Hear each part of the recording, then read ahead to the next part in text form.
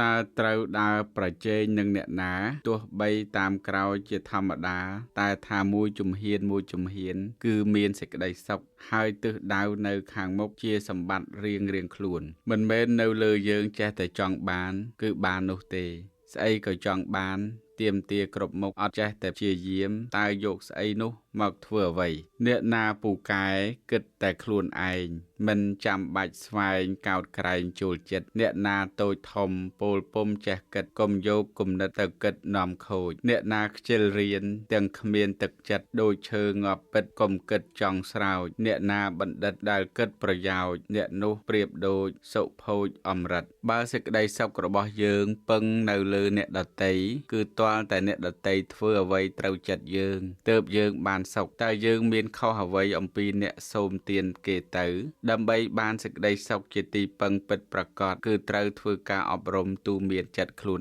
ឯងចិត្តតាំងតន្តាំងសុខាវហੰការទូមានចិត្តនាំមកនៅសេចក្តីសុខសម្ព័ន្ធភាពមិត្តភាពគ្រប់បែបដែលល្អ